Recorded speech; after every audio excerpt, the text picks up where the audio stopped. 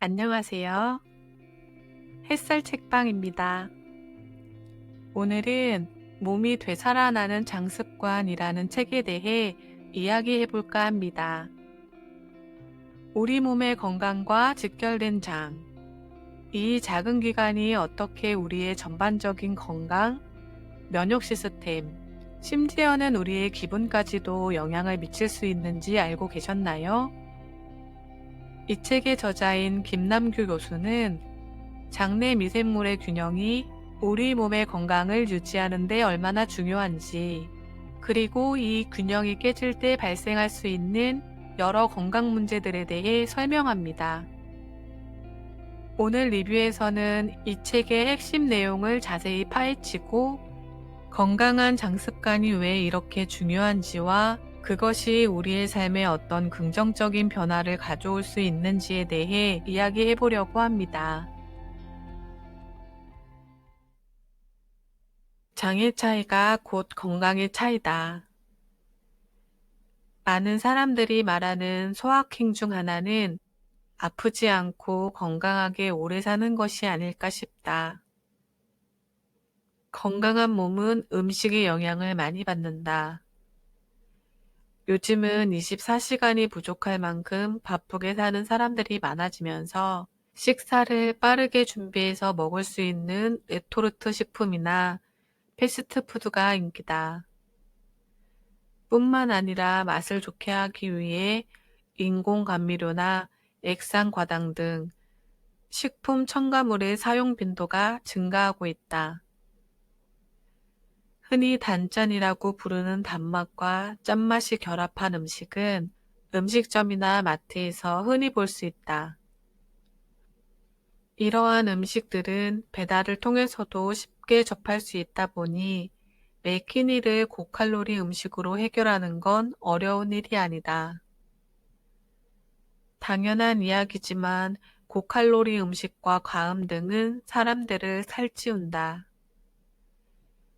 끊임없이 발전하는 식품 산업과 먹방, 쿡방 등은 한국인들의 식탁을 점점 위협하고 있으며 장 건강 역시 심각해지고 있다.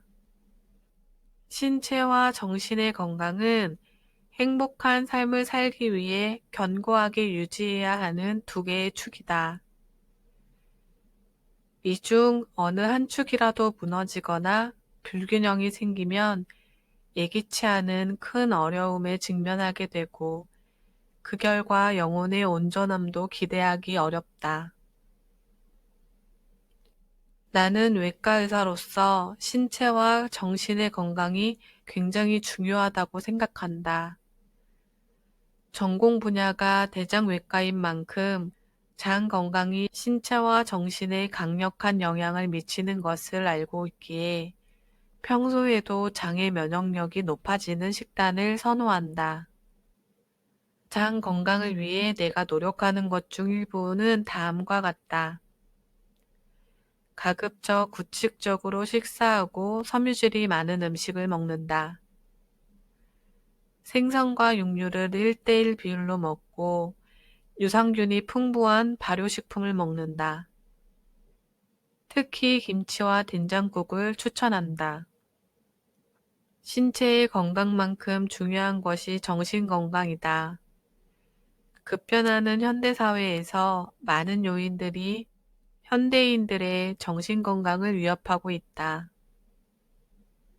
나는 바쁘고 힘든 일상 속에서도 최대한 평정심을 유지하고 나에게 주어진 소명을 되새기며 매사에 감사하는 마음을 가지려고 노력한다.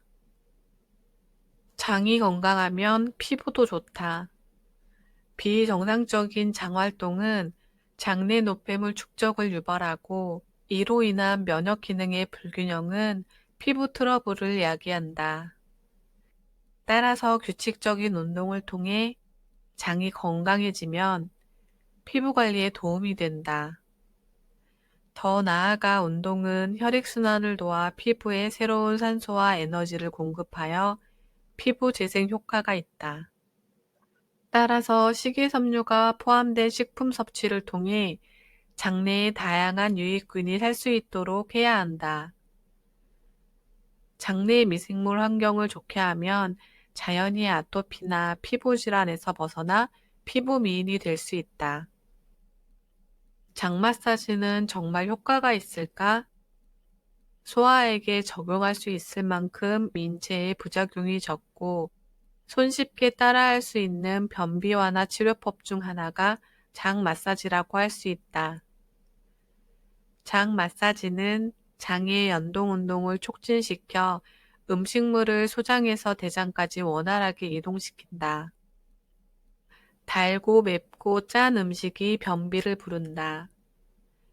변비는 일반적으로 3일 이상 대변을 보지 못하는 것을 말하며 대변이 딱딱해지는 등의 이유로 변을 보기가 어려우며 잔변감이 특징이다. 한국인을 대상으로 진행한 변비 원인 연구에서 변비를 앓는 사람들은 대부분 불규칙적인 식사 습관을 가지고 있다고 보고했다.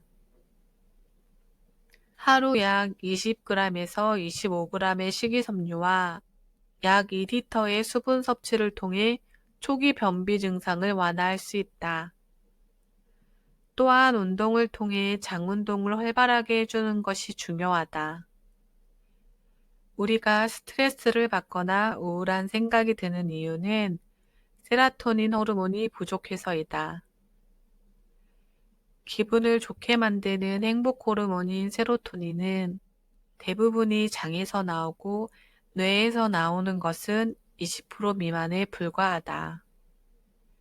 기분이 좋아지는 데 있어 뇌가 하는 역할보다 대장이 하는 역할이 더 큰 것이다. 우울증이나 기분장애가 있을 때 사용하는 항우울제는 뇌에 작용하여 세로토닌 농도를 올려주는데 이는 전체 세로토닌 분비하는 영역 중 20%에만 집중한 치료를 하고 있는 것이다.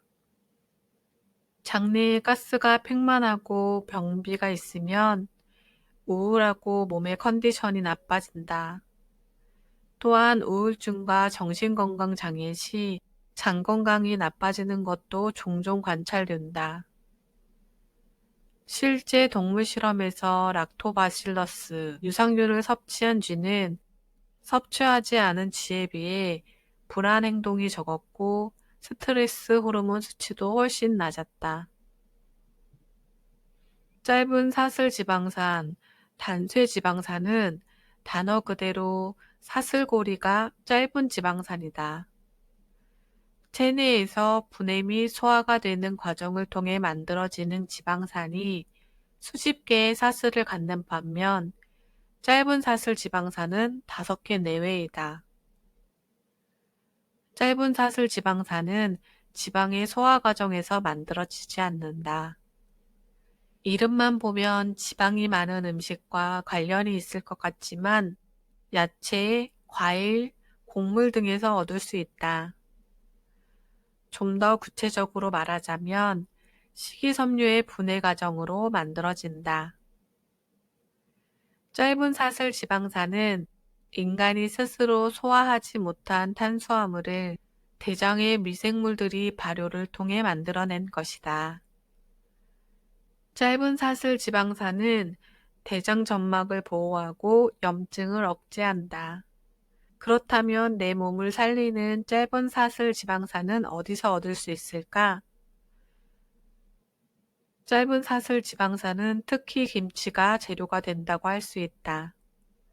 과거 서구에 비해 낮았던 대장암 발생률도 당시 높았던 김치 소비량이 기여했다고 볼 수 있다. 짧은 사슬 지방산은 장 점막을 건강하게 유지시키는 핵심 열쇠다. 짧은 사슬 지방산을 만들기 위해 프리바이오틱스인 채소와 과일에 많이 들어있는 섬유질을 먹어야 한다.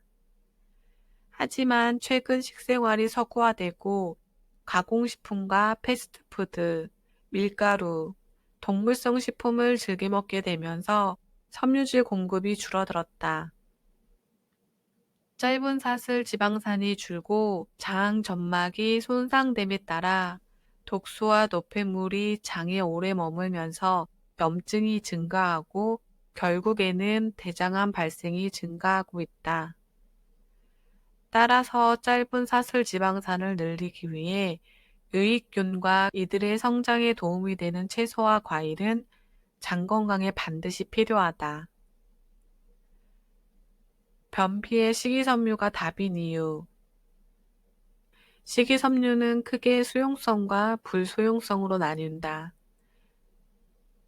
먼저 수용성 식이섬유는 말 그대로 물에 녹는 식이섬유다. 대표적인 예로 사과에 많이 존재하는 펙틴이 있다. 수용성 식이섬유에는 물과 함께 있을 경우 물을 흡수하여 부피가 커지면서 젤 형태로 변한다. 부피가 커진 수용성 식이섬유는 위장 내에 천천히 소화되면서 포만감을 준다. 수용성 식이섬유는 과일뿐만 아니라 해조류, 콩과 같은 채소에도 많이 들어있다. 수용성 식이섬유는 탄수화물 흡수를 지연시켜 혈당 상승을 막고 나쁜 콜레스테롤 수치를 낮춰준다. 또한 식욕 억제 호르몬, 렙틴의 분비를 증가시켜 식욕 조절과 비만 방지에 탁월하다. 특히 수용성 식이섬유의 뛰어난 합착력은 대장에 존재하는 콜레스테롤이나 유해물질을 체외로 배출시키는 스펀지 역할을 하기도 한다. 수용성 식이섬유는 프리바이오틱스 역할도 한다. 유산균이 잘 자랄 수 있는 환경을 만들고 유해균의 과도한 성장을 막는다. 불수용성 식이섬유는 물에 녹지 않는 식이섬유로 콩나물이나 샐러리와 같은 채소의 질긴 부분이 그 대표적인 예이다. 일부 동물은 불수용성 식이섬유를 소화할 수 있어 에너지원으로 이용할 수 있지만 인간은 불수용성 식이섬유를 분해할 수 있는 효소를 갖고 있지 않다. 셀룰로오스는 수용성 식이섬유의 중요한 성분으로 물에 녹지 않고 물을 흡수한다. 대장 내에서 수분을 머금은 식이섬유는 대변의 부피를 증가시키고 장 운동을 활발하게 하여 수용성 식이섬유와 비슷하게 대장 속의 유해균을 체외로 배출시킨다. 불수용성 식이섬유는 주로 통밀, 견과류, 채소 등에 많이 존재한다. 의학적으로 올바른 운동이란? 그럼 장 건강에 좋은 운동은 무엇일까? 전반적으로 가벼운 걷기 혹은 조깅이 장 건강에 긍정적인 영향을 미친다.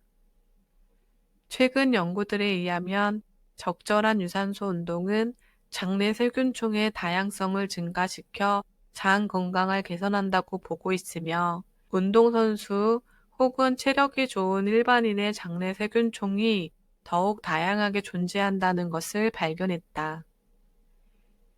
이 이외에도 복부 강화 근력 운동과 골반 기저근을 강화시켜주는 운동은 배변 기능을 향상시켜 잔변감을 줄이고 변비를 예방한다. 앞서 말한 것처럼 장과 뇌는 매우 밀접한 연관성을 가지고 있다. 따라서 똑같이 운동을 한다고 할지라도 어떤 마음가짐으로 운동을 하느냐에 따라 장에 주는 영향이 다를 수 있다. 남자들은 군대에 입소한 지 얼마 안 됐을 때 변비로 고생하는 경우가 많다. 군대는 사회에서의 환경과 완전히 다르기 때문에 사회 초년생인 남자들은 잔뜩 긴장하게 된다. 이는 자율신경계에 영향을 미치고 변비를 야기한다. 혹자는 훈련에 의한 신체 활동량의 증가가 변비를 야기시키는 것은 아닌가 하는 의문점을 가질 수도 있겠다. 군대의 신체 활동은 크게 나누면 훈련과 여가 시간에 하는 운동인데 둘의 가장 큰 차이점은 자발성이다. 즐겁게 운동하면 몸에 약이 되지만 스트레스를 받으면서 어쩔 수 없이 운동을 하면 오히려 건강을 해칠 수도 있다. 이는 미국의 한 연구를 통해 밝혀졌다. 연구자들은 자발적으로 운동하는 그룹, 강제적으로 운동하는 그룹, 운동을 하지 않는 그룹으로 나뉜 쥐의 운동이 수명에 어떠한 영향을 미치는지 조사했다. 가장 긴 수명을 가진 그룹은 자발적으로 운동하는 그룹이었으며 가장 짧은 수명을 가진 그룹은 억지로 운동을 한 그룹이었다. 이 연구는 군대 훈련소에서 운동이 대부분 강제적으로 진행된다는 점에서 스트레스가 장 건강에 나쁜 영향을 미칠 것이라고 추측할 수 있다. 다만 군대에서 하는 운동이라도 자발적으로 한 경우에는 얼마든지 장 건강에 도움을 줄 수 있다. 규칙적인 생활 습관이 건강에 좋다는 것은 누구나 알고 있다. 매일 일정한 시간에 밥을 먹고 몸에 무리가 가지 않는 운동을 꾸준히 하며 잠을 푹 자는 것은 장 건강에 매우 좋을 것이다. 또한 스트레스는 장에 매우 좋지 않다. 과민성 대장증후군 역시 스트레스로 인한 장질환이다. 큰 시험이나 면접을 앞두고 갑자기 배가 아프고 설사를 하는 것 또한 스트레스에 의한 과민성 대장증후군 때문이다. 운동은 대장암의 발병을 20에서 30% 정도 감소시킨다.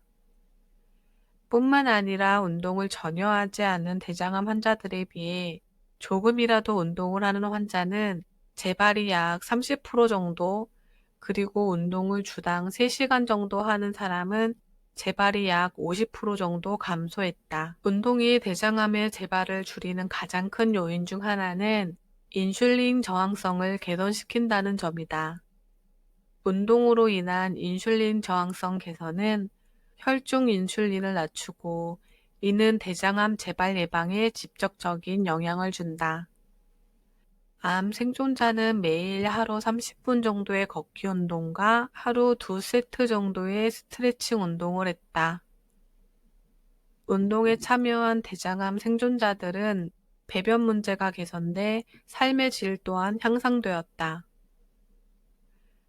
운동이 대장암 환자들에게 주는 이점은 이뿐만이 아니다. 혈압과 심혈관 질환, 당뇨병의 위험을 낮춰준다. 최근 조기 발견한 대장암 환자들은 5년 생존율이 90%에 가깝다는 점에서 암을 예방하고 삶의 질을 높이는 것은 매우 중요하다. 암 재발을 예방하는 것 외에도 개선된 식습관과 운동은 대사질환 위험을 낮추고 더 나아가 삶의 질을 올려준다. 암 생존자에게 운동은 선택이 아닌 필수라고 할 수 있다. 모든 건강의 답은 장에 있다. 나는 대장암 전문의로서 지난 40년 동안 환자를 보면서 다양한 장 질환을 조기 발견하고 예방하는 것이 무엇보다 중요하다는 것을 깨달았다. 특히 장이 좋지 않으면 대장암, 대사질환 등 온갖 병에 걸리기 쉽다. 면역력을 키우기 위해서 장 건강은 선택이 아닌 필수다. 장 건강은 우리의 수명을 결정한다고 해도 과언이 아니다. 나는 비만과 건강한 장은 아주 밀접한 관계가 있으며 건강한 장은 우리 몸 건강을 좌우한다고 확신한다. 심지어 정신적인 건강과도 관련이 있다고 믿는다. 이렇게 중요한 장의 건강을 잘 유지해 튼튼한 몸을 가지고 장수를 누리게 되길 기원해 본다. 지금까지 몸이 되살아나는 장습관 책 리뷰였습니다. 이 책을 통해 얻은 지식과 인사이트를 바탕으로 여러분의 건강관리에 조금이나마 도움이 되길 바라며 삶 속에 긍정적인 변화를 경험하시기를 진심으로 응원합니다. 감사합니다.